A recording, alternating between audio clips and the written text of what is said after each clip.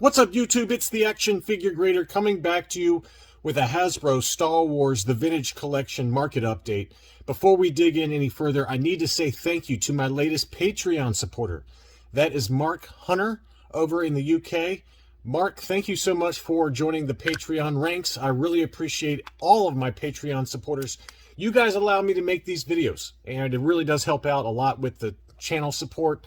And for those of you interested in becoming a Patreon supporter, it's patreon.com/actionfiguregrader. I've got a really nice array of vintage collection items. The last batch that we talked about in my last market update, it was kind of ho-hum. I don't know, there just wasn't a lot of really interesting sales. This is not the case for this batch. There's some really beautiful items that sold here over the last few days that I wanted to talk about. The first one is a VC13 Anakin Skywalker, but this is the Canadian Ultimate Galactic Hunt. I don't see these foil Canadian card backs come up very much.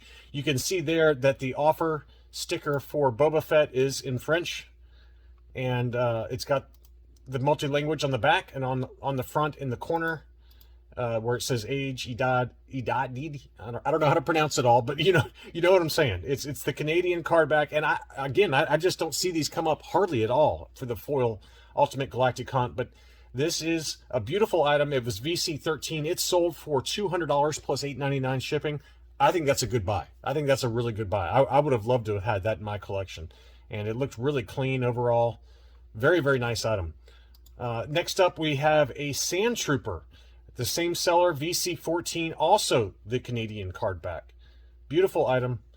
And I learned something new today. I just didn't even know that these came on Canadian card backs. So this one sold for about $89 after accounting for shipping. I think that was another good buy. I would have easily paid that for both of those.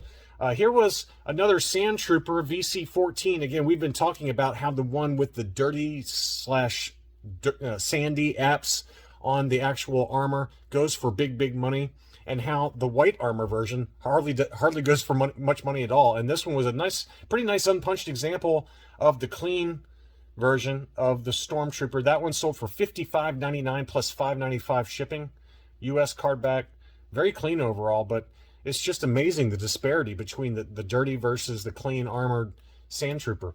Again, here was another Canadian foil, and this one was the General Grievous VC17. I wish I had seen this. I probably would have bought this. I'm not gonna lie. I really wish I had seen this one. So I need to keep an eye out. I need to keep a closer eye out on these foreign card backs, because I really do like the Canadian TVC in general. I don't know. I don't have many of them, maybe 5 to 6 of them, but this is one I really would have liked to have had. This one sold for $300 plus $8.99 shipping. Honestly, I would have paid that all day long. I think that was a very good price. And here was an unpunched VC17. I didn't look up the actual sales price, but it was only listed for $129.99, $6.99 shipping. Beautiful unpunched U.S. card back General Grievous. You know, it had a little bit of edge wear to it, so that's probably what kept the price down. It had a crease down there in the corner. But, you know, I think that's a pretty fair price, given that for, you know, much more mint condition, this can creep up towards $200 or above for the U.S. unpunched VC17, but I'm still kicking myself for missing this one. I think that was a good buy right there. Here is one that a Patreon supporter bought. I'm not going to name his name in case he wants to stay anonymous, but a friend of mine and a Patreon supporter did pick this one up. This is the VC20 Canadian Yoda, and this is, as we know, probably the holy grail for retail release vintage collection. It's a very, very expensive, very limited number item. It looks awfully nice. It was listed for $2,000, and according to him, he bought it for $1,500. He made an offer for $1,500, and it was accepted. So who knows what kind of shape it's in. He said he's a little bit worried about the condition of it. It looks pretty clean overall, maybe a little bit of wave to the card back, but I think that is a really nice item. And we've documented a number of these Canadian VC20 Yodas that have sold for over $2,000. I mean, it was kind of hovering around $1,500, and then it creeped up to $1,800. For unpunched examples, we're now seeing $2,000 to $2,200 for this one. So this is probably the most expensive retail release, you know, non-miscard, you know, prototype, you know, that kind of thing. This for the retail releases, this is the best. This is the one I'd love to have, but I don't know if I'll ever be willing to drop $2,000 on one of those. But I think that was a good pickup at $1,500. Here was a Commander Gree. This one was punched. This is the U.S. card back. Pretty clean overall, despite it being punched. And, you know, it had a little bit of crease there above the hang tab, but pretty nice overall. That one sold for $105.50 on 16 bids plus $8 shipping. I think that's not a bad buy right there. That's not a bad buy. I mean, for an unpunched example that's super clean, you're probably creeping up to closer to double that, maybe a little bit under $200. But for, you know, if you're willing to live with a little bit of defects, that's not a bad price. Here was another one that I thought was really nice, the AT-RT driver from the Revenge of the Sith. This one was a nice unpunched card back, really clean. And we've talked about this one, and this price is actually a little bit lower than where this one had been selling. This one had creeped up to about $150. And VC46, this was a good buy at $127.50 plus $13.99 shipping. That's, you know, I guess after accounting for shipping, that's still creeping up towards a $150 number. But that was a nice clean card back, and I really like the card art on that one. That's a really great item. Here was a VC61 unpunched Boba Fett prototype armor. Really nice, and it came with the mailer box. It looks factory fresh, maybe just a little bit of edge wear, but not much. Probably 85 to 85 plus condition minimum.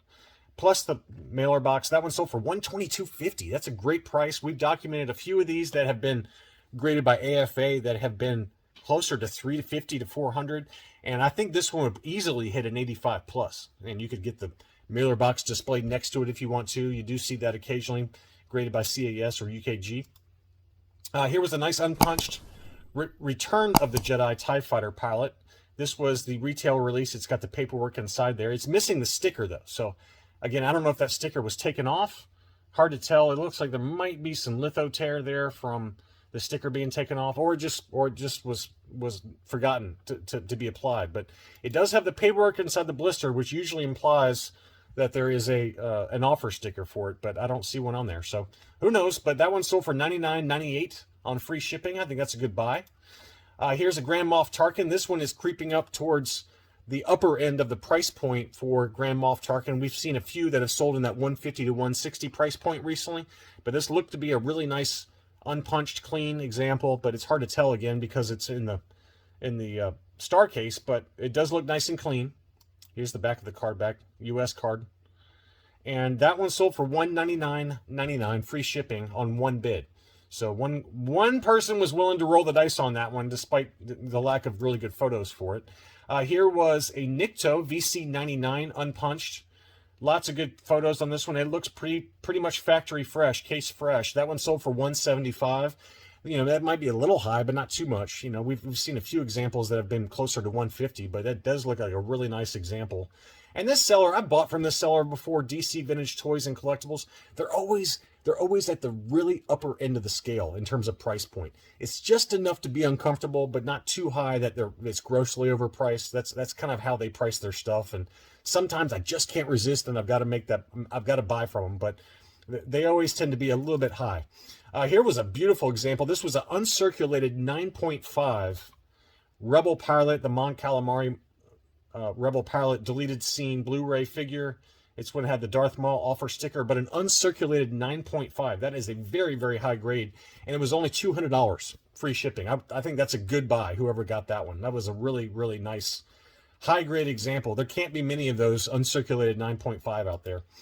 A few vehicles here to kind of round things out, and we'll get back into the TVC in a second. But this was Luke Skywalker's X-Wing fighter. This one sold for $185 plus $15 shipping. Let's call that $200. And we just documented in the last market update one that was not nearly of a clean box that sold for $155. This box, though, was really clean. I mean, that is an impeccable case fresh box, and it included the Luke Skywalker X-Wing pilot TVC release. So I think that was a great pickup, whoever got that. Here was the V19 Torrent Fighter. That one sold at auction for $76 plus $15 shipping. The box had just very, very, very minor wear to it, but that was a nice, clean, mint and sealed box example of the Torrent Fighter. Again, $76 plus $15. I think that was a good buy. We've talked about Lumat, the Ewok. This is the 2012 VC104 release, unpunched, nice and clean. This seller had two of them for $180. Both of them did sell pretty quick. And this seller always has really nice, clean TVC. But that is one that continues to hold the price point. It has not dipped at all, Lumet. Here was the Imperial Assault Tank Driver from Rogue One. We know about the Imperial Assault Tank Commander. That one always commands a premium, but this one did sell at $62.22 US, or about $80 Canadian plus shipping. So, you know, you're going to pay a little bit more, maybe $20 to $25 more for the Imperial Assault Tank Commander. But those are two that I do not have. I'd love to get those. And shout out to Ryan Byrne, who's a Patreon supporter. He mentioned that Antok Merrick is really creeping up in price, and he is right. This is one that did not have that, or if it did, it's really well hidden by the seller. It looks like maybe just a little bit of a scratch below the 4+. Hard to tell. You know, there's only two photos, and you know, this seller did not really, he could be playing with the photos in terms of the lighting, but it looks like maybe has a tiny scratch, but not nearly as bad as my example. For Antok Merrick, the pack-in for the Target exclusive Rogue One X-Wing fighter, VC204, that one sold for $106 or 150 Australian dollars. That's a pretty good buy, and you know, that has creeped back up in price. It got down to kind of $80, $85, and now it's closer to $100 to $110. So that one is moving up a little bit. This is not TVC, but I wanted to point this one out because this continues to hold its value. That's the Darth Vader Prototype Edition, kind of retro collection figure. And pretty cool box art there. Very kind of Andy Warhol-esque with the pop art kind of card back. That one sold for $130, and that's kind of where it's been selling. But I just wanted to pop that one in there just really quick. And then got a couple of customs. I really like this one. This is like the Star Wars Rebels cartoon series version of Grand Admiral Thrawn.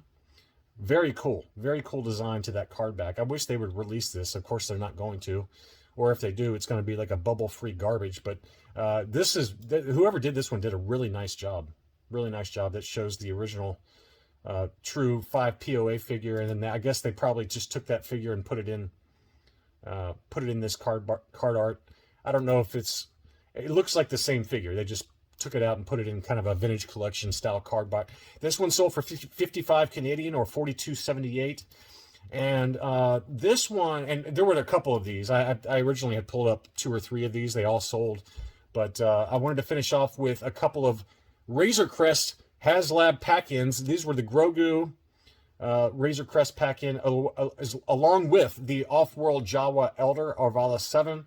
And they were nice, clean, unpunched examples in star cases.